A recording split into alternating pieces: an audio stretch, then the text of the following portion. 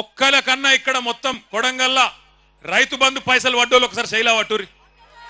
రైతు బంధు పైసలు పడ్డాయా? ఒకసారి పడనోళ్ళు శైలా పట్టండి. ఒక్కసారి వెనకకు తిప్పండి అమ్మ, కెమెరాలు వెనకకు తిప్పండి దయచేసి. జర మంచిగా శైలా పట్టురి. కెమెరాలు తిప్పురి తమ్మి. రైతు బంధు రానోళ్ళు చెయ్యుపురి అడ్డంకి ఇట్లా రాలేదు రాలేదు రాలేదు రాలేదు అని. రేవంత్ రెడ్డి కనబడుతుందా? రైతు బంధు రాలే. రుణమాఫీ కానోళ్ళు ఒక్కసారి శైలావట్టు. రుణమాఫీ జరగనోళ్ళు జరగలేదా? మీ కొడంగల్ కూడా స్పెషల్గా ఏం వేస్తలేడా టకీ టకీమని? లేవా?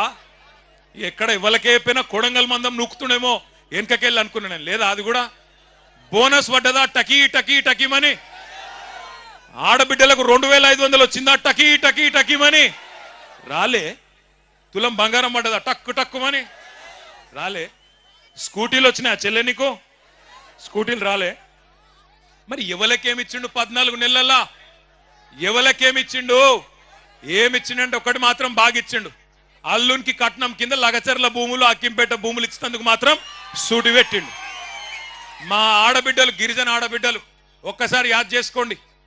ఇంతకుముందు మా తమ్ముడు గోపాల్ నాయక్ వచ్చి చెప్తున్నాడు, హీరియా నాయక్ వచ్చి చెప్తున్నాడు నాకు, అన్న ఒక మాట చెప్పు, మా ఆడపిల్లలు లంబాడ ఆడపిల్లలు తాండ దాటి బయటికి కోరన్నా ఎప్పుడు అసొంటిది మంత్రులు పోయే ఢిల్లీకి మా ఊళ్ళని పోయేటట్టు చేసిండన్న రేవంత్ రెడ్డి, ఆ మాట చెప్పు అందరికీ అని చెప్పిండు. ఒక్కసారి యాద్ చేసుకోండి ఏం జరిగింది 14 నెలల్లో. మీ మీదికి బలవంతంగా ఇక్కడ అదాని కంపెనీ పెడతా అంటే, అల్లుడు ఫార్మా కంపెనీ పెడతా అంటే భూములు గుంజుకున్న తందుకు ఒక కుతంత్రంతోని రేవంత్ రెడ్డి ప్రభుత్వం మీ మీదికి వచ్చి ఆనాడు అధికారులు ఇక్కడికి వస్తే ఆ అధికారుల మీదికి మీరు మరలబడి అడిగినరు. ఎట్లిస్తామయ్యా 65-70 లక్షల ఎకరం ఉండే భూమి నువ్వు 10 లక్షలు ఇస్తామంటే ఎట్లిస్తాం? ఇయ్యం, మేము మా ప్రాణం పైన ఇయ్యం, ఏం చేసుకుంటావో చేసుకోపో అన్నారు. అంటే ఆ రోజు ఏమైంది?